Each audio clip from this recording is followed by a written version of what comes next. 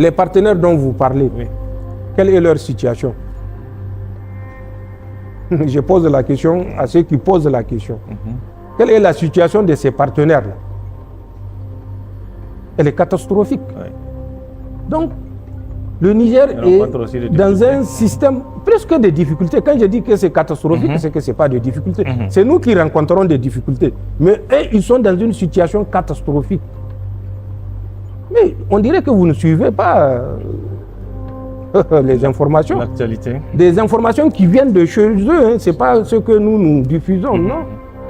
Suivez et vous comprendrez. La France, qui vous fait ce large sourire, vous conduira inéluctablement aux abîmes. Et depuis que nous sommes là, vous n'avez jamais vu là où nous avons demandé l'aide alimentaire. Quand on nous propose l'aide alimentaire, nous disons que nous avons dépassé. Nous avons tourné le dos à l'aide alimentaire. Si vous êtes prêts à aller avec nous dans d'autres domaines, nous sommes prenants. Mais si c'est l'aide alimentaire, laissez-nous. Nous sommes assez intelligents, nous sommes assez forts, nous avons suffisamment de terre, d'eau et de soleil pour produire au profit de nos populations.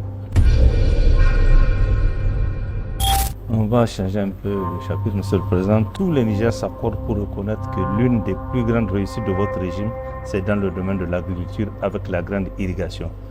Pouvons-nous avoir quelques indications et surtout quelles sont les perspectives qui s'offrent à notre pays?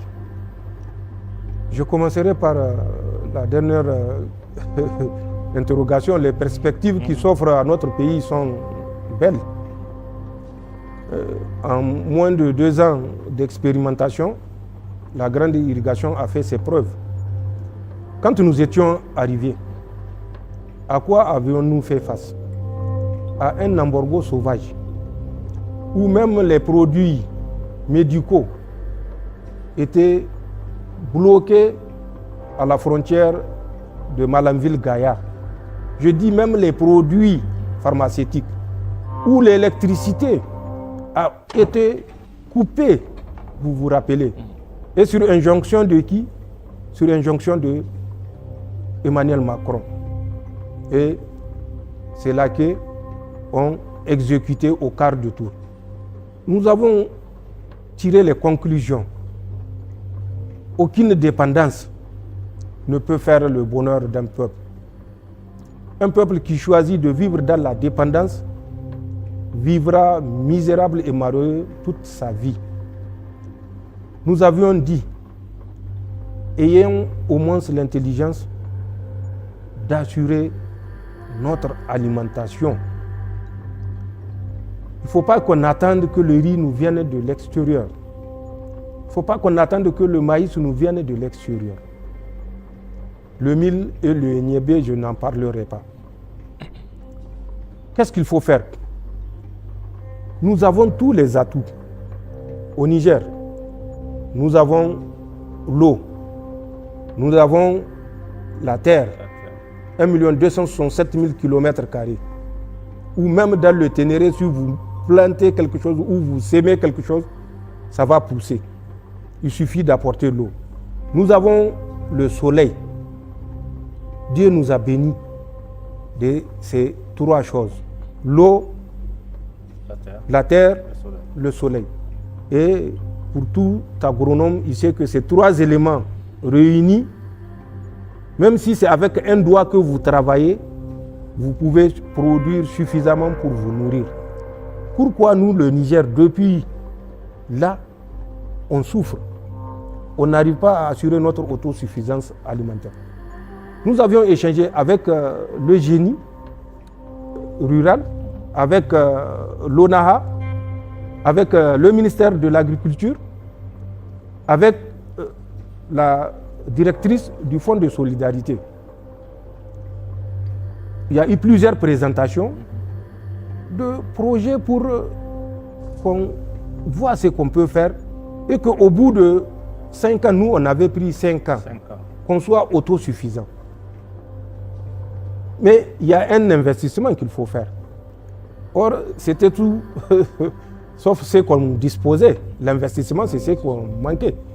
Mais on ne manquait pas d'initiative, on ne manquait pas d'énergie, Et on ne manquait pas aussi de débrouillardise. Nous avons dit, bon, nous allons développer un programme de grande irrigation qui va consister à réhabiliter à peu près, je crois, une dizaine de milliers d'hectares existants. Donc, on va les réhabiliter. On va aménager une vingtaine de milliers d'hectares nouveaux. Au total, au bout de 5 ans, l'objectif était de mettre à la disposition des Nigériens à peu près 40 000 hectares. Sinon, c'est 39 600 et quelques. Donc, à peu près 30 000 hectares. Et c'est ce que nous avons commencé à faire, à réhabiliter l'existant. Nous l'avions fait à Gaya, nous l'avions fait à Zender, nous l'avions fait à Difa, en commençant par Difa d'ailleurs. Nous l'avions fait à Kazama, à Zender, donc. Nous l'avions fait à Djambali, à Maradi.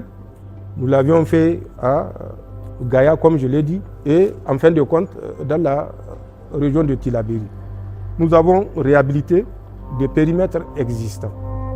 Nous avons réussi, en moins de 2 ans, à réhabiliter un peu plus de 1000 hectares. Nous avons réussi, vous l'avez vu récemment, dans l'Aïr, l'Iraser, à faire, puisque ce n'est pas de la réhabilitation. Tigourout 1, 2 et 3, c'est carrément des sites nouveaux. C'est juste. Donc, en fin de compte, pour les sites nouveaux, nous avons pu réaliser au moins 8000 hectares comme ça, ou un peu moins. Donc, ce qui nous a donné cette capacité de produire et en périmètre et hors périmètre suffisamment de riz pour que déjà la première année de mise en application, puisque nous avons commencé le 20 mars 2024, oui. Donc déjà la première année, et vous l'avez suivi avant-hier, ce qui s'est passé au stade, la mise en vente de plus de 40 000 sacs. Donc nous avons été agréablement surpris de tourner le dos au déficit alimentaire. Le riz est disponible, le mil est disponible, le maïs est disponible et défiant tout prix ou toute concurrence actuellement disponible. Ça, c'est la grande irrigation. Ça, c'est pragmatique. Ça, c'est visuel. C'est ce que nous avons réussi à faire dans la grande irrigation. Nous avons réhabilité 9 sites. Nous avons identifié 81 nouveaux sites et que nous avons commencé à aménager. Et il y a actuellement 4000 hectares qui sont en étude. Oui. En plus des 81 sites qu'on a déjà identifiés et commencé à réaliser et qui sont en finition pour certains. Pour Tigourout, il reste Tigourout 3. Pour Difa, il reste également un autre périmètre qui fait dans les 150 hectares qui sont à finaliser. Et je crois que pour Difa, ça doit être même fini. C'est pour Tigourout que c'est en cours. Donc voilà ce que nous avons réussi à faire à travers la grande irrigation, être autosuffisant dans un délai qui nous a surpris. Parce que nous avons un objectif de 5 ans et nous avons fait ça en 2 ans. On ne peut que rendre grâce à Allah subhanahu wa ta'ala qui nous a permis d'accomplir cette prouesse.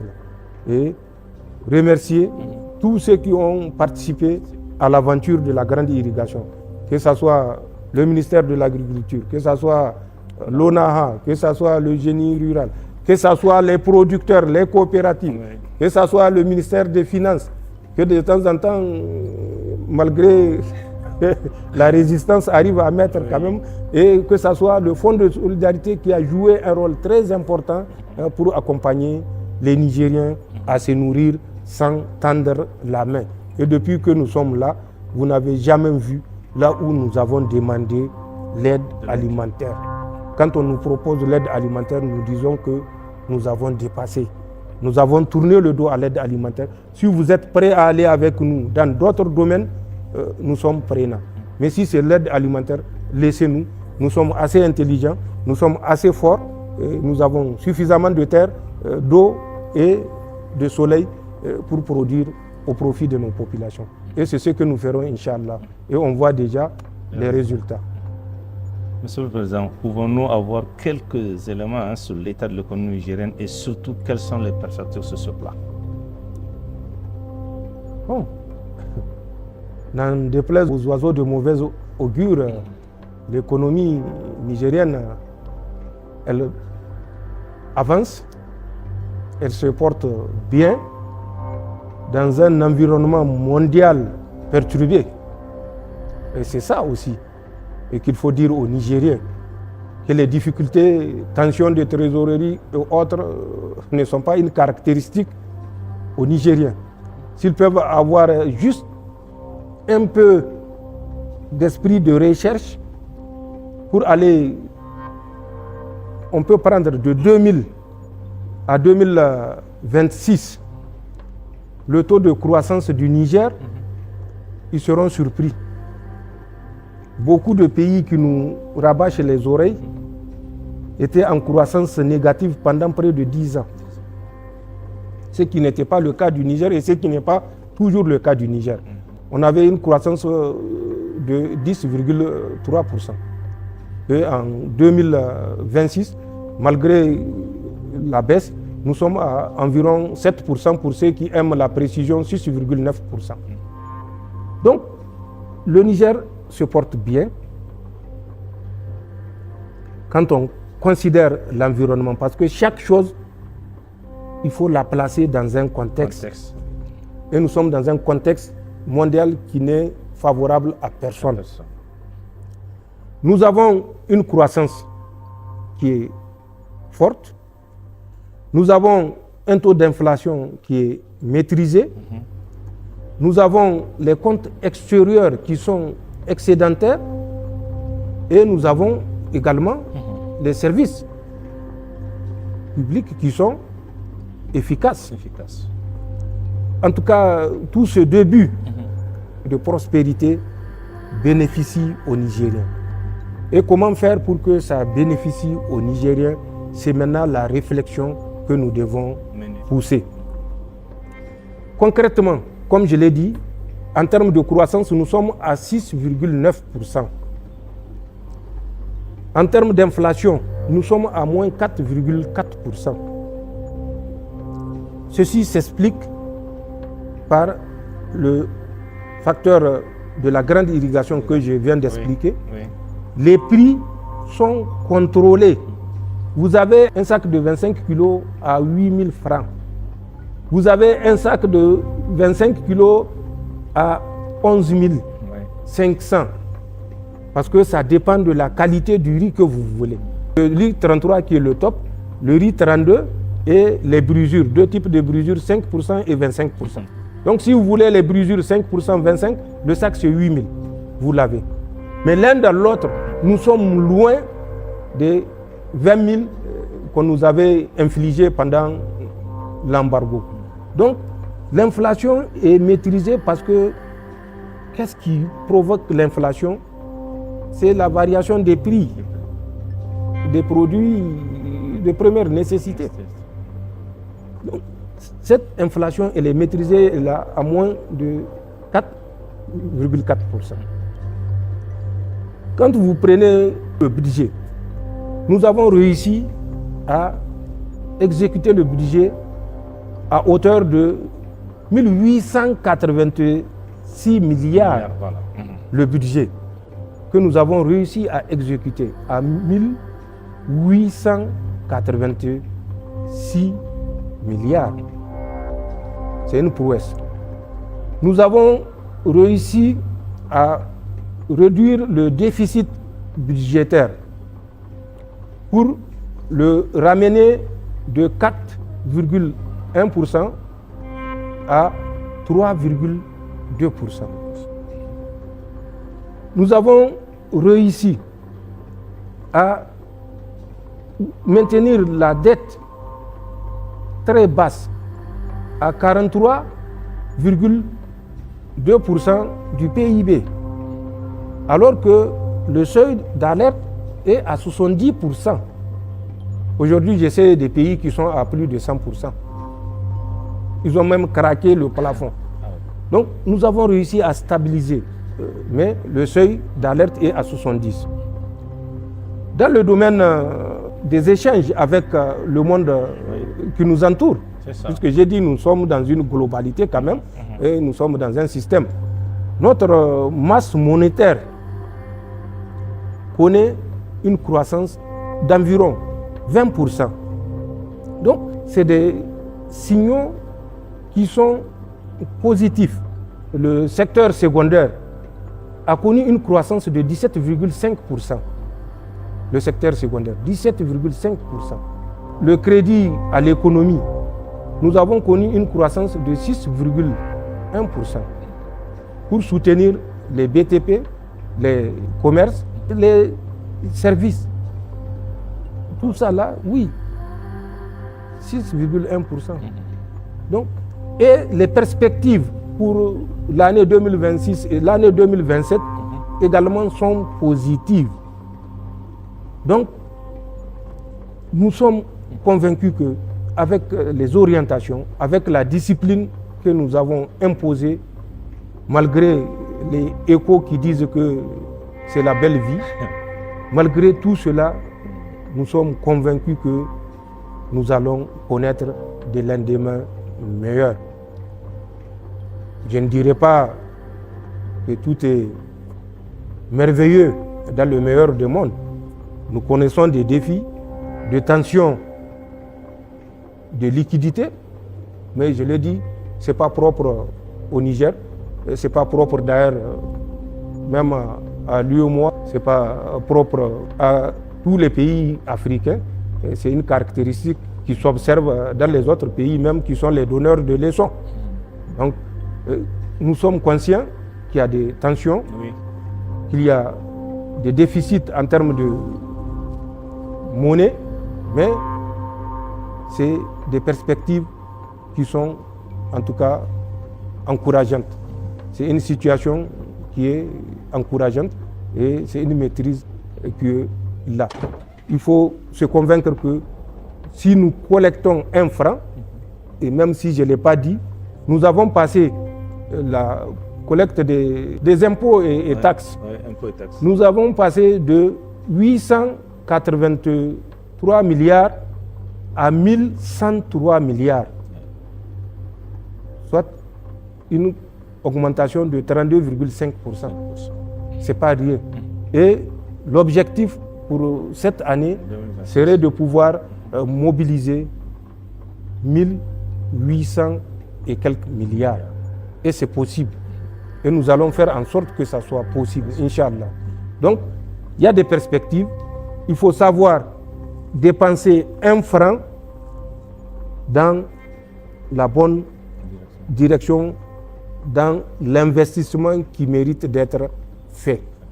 Et c'est avec ça que nous allons montrer que la voie que nous avons choisie est la meilleure et que le peuple soit convaincu davantage que aucune lutte, si elle est menée avec sincérité, ne laisse le lutteur perdant.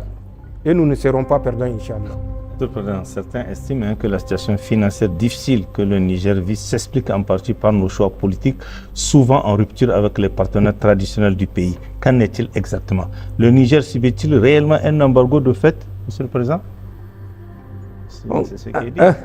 Un embargo de fait, c'est ce que j'ai dit. Il faut chaque jour et chaque fois qu'on doit faire une assertion, placer chaque chose dans son contexte.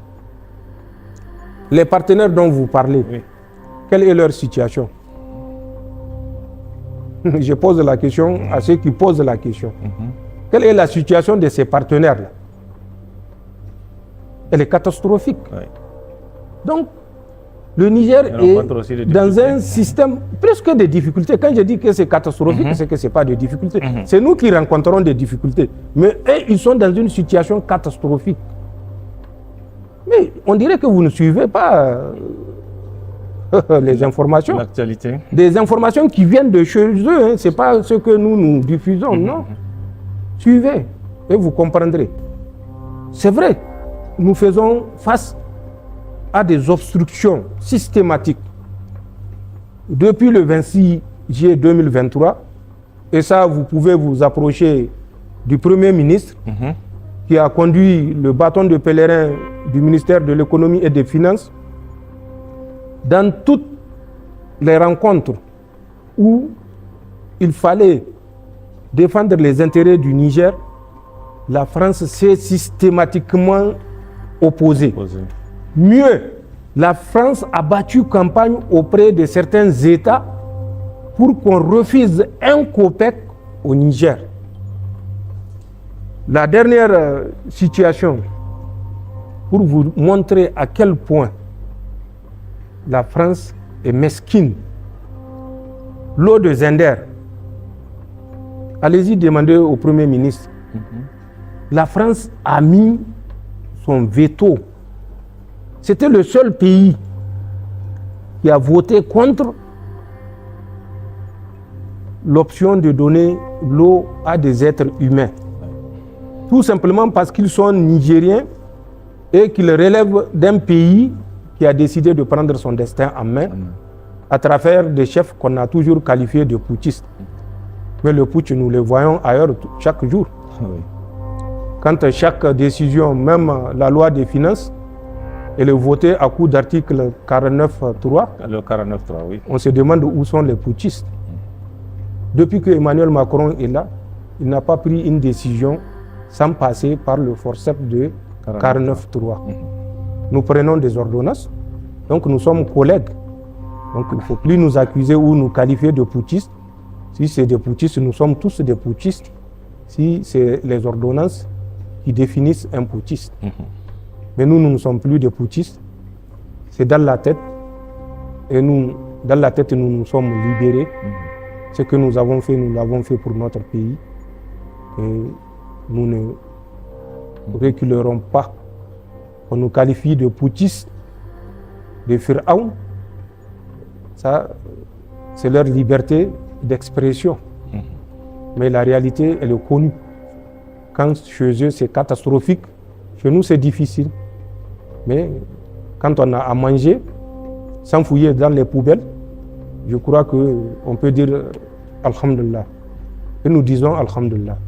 Le moins qu'on puisse dire est que nos relations ne sont pas au beau fixe avec certains pays africains comme le Bénin et le Nigeria.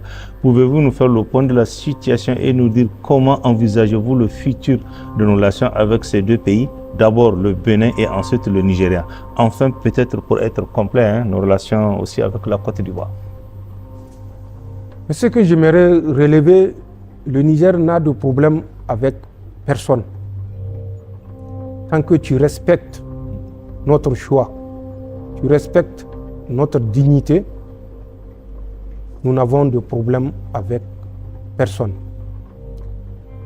Mais nous aurons toujours des problèmes avec des laquais qui prendront des ordres d'ailleurs pour venir parce que nous appartenons ou nous appartenions à une communauté, nous imposer le dictat. Le Nigeria, je crois en avoir parlé au moment où je devais parler, pour attirer l'attention des autorités, pour dire la France qui vous fait ce large sourire vous conduira inéluctablement aux abîmes. Parce que je sais de quoi j'avais parlé, je sais pourquoi j'avais exposé ce que j'avais exposé, je sais les éléments que j'avais pour exposer ce que j'avais exposé. Mais malheureusement, comme on le dit dans un proverbe Hausa,